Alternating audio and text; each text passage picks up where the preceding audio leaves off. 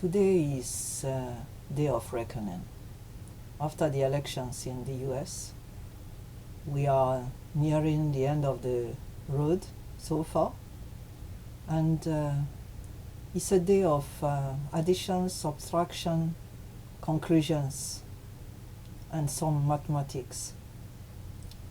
We want to get some lessons for the future. First of all, as far as God has placed you in a country, when this country has elections, go and vote. If possible, vote physically. Go to the place and vote. If you can't, and your country allows postal vote, you can vote postal. But make sure you are in the right and in legality. Once the election is finished, results are published, then make your utmost to respect authorities, because the Bible says that authorities are allowed by God. They are placed by God. Either He has chosen or He has allowed, but in both cases, there's somebody on top, and law and order are very important. We don't want disorder, and I don't advocate it. We shouldn't. We want peace in our land.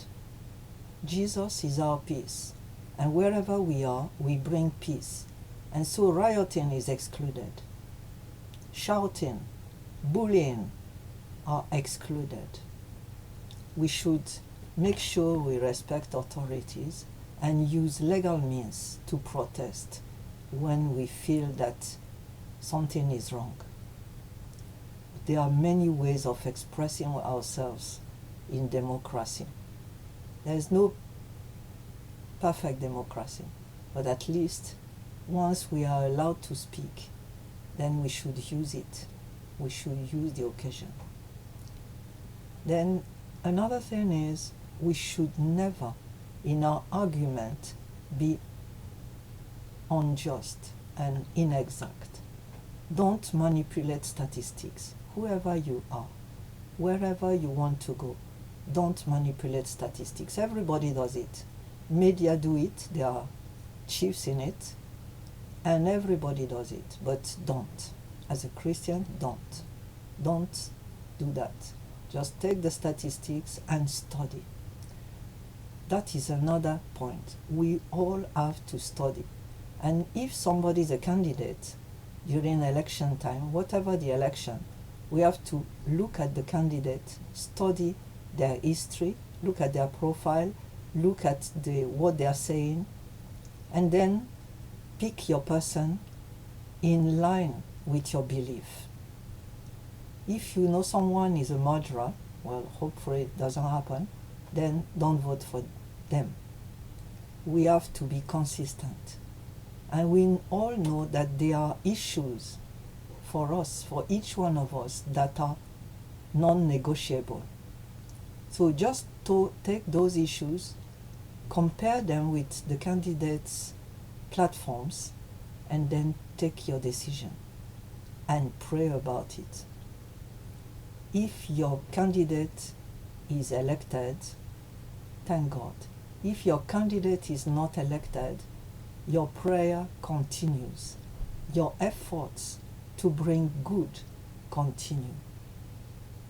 Another point, and this is especially for the US, but it also affects the UK to a lesser extent, and is now like a disease flowing everywhere to all corners of the globe. Don't use color in your argument. First of all, because you are saying people of color, but white is a color. And anyway, there's no one that is white. I mean, white as the aspirin. Yeah? No one. And all colors, including white, are color. And so don't use color. Moreover, it's only skin deep, as you know.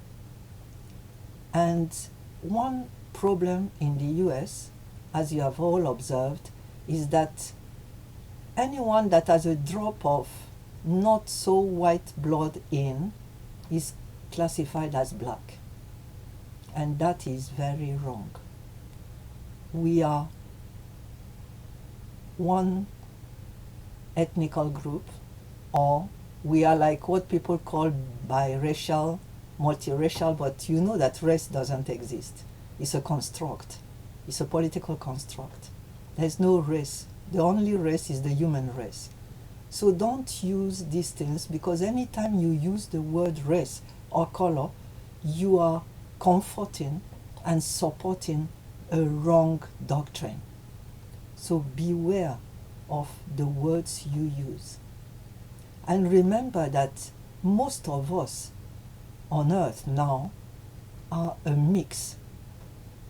For example, my own family, my father was French. My mother was from Belgium, but my mother's ancestors were from Spain.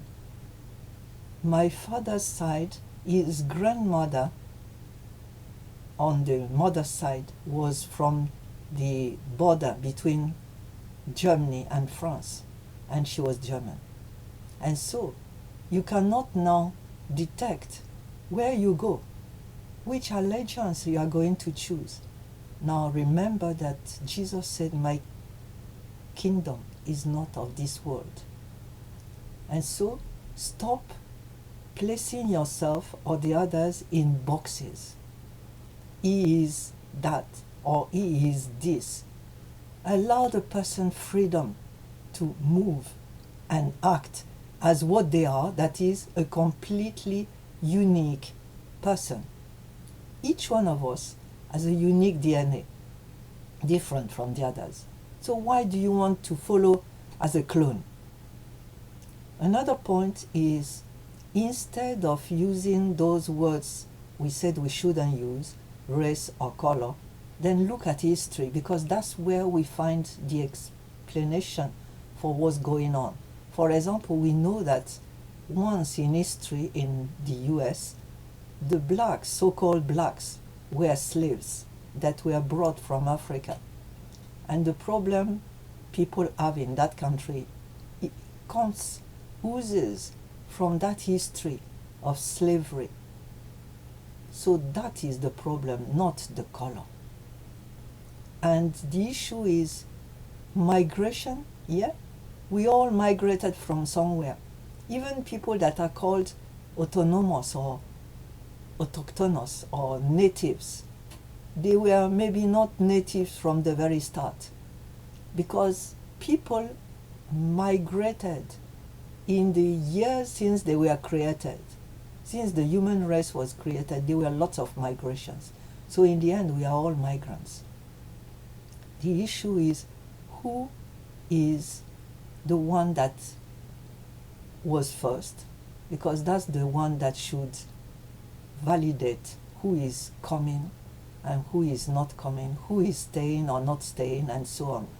But there are lots of issues, and remember that this is not a simplistic issue. Another point is, we have to remember that politics is not a dirty game.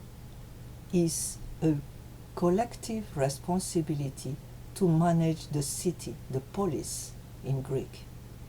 That's where politics started the word. So politics should be about doing the best for our city, our country. So, and then, remember, as a Christian, you have a duty to pray. Whoever is on top, pray. Don't wish them bad. And never, never join a witch hunt. For the past 4 years in the US, there has been a witch hunt, because the person that was elected was different. He was not a monster, but he was different. He didn't get trained in politics. He was not part of the establishment. He didn't speak like the official and recognized politics language. He didn't negotiate the way it is done, and it has been done for centuries.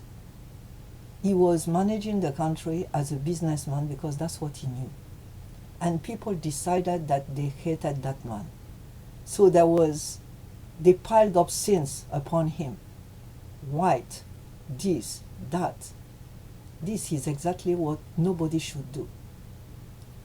Once somebody is elected, whether he's young, old, decrepit, or otherwise, just recognize the person, give him his time, allow him or her, and pray. Tell God, this is what we desire. This is the good we desire, in line with what God desires for a country. And know it that anybody that violates this, God said, vengeance is mine, I will repay. So it's not for you to go into the street and shout your way out and create hatred. Because once you divide the society in black and white, physically and symbolically, once we just create dichotomies, nothing works anymore. It's just like people say, oh, I hate all the blacks, oh, but not you, my neighbor. I know you is Mr. So-and-so. I know you are my good neighbor. It's because that one they knew. The others, they don't want to know. So don't do that. Everybody is created by God. And there are laws in every country. If somebody is against the law, the person will be judged. So pray for those in authority. Obey them unless it becomes patent that they go against God's will. And never use violence. Violence should not be part of our daily life, should not be part of what we advocate. So my friends, examine yourself. Take the lessons from all these things we have seen, the good, the bad, and the ugly, and the super ugly. And let us build the future together.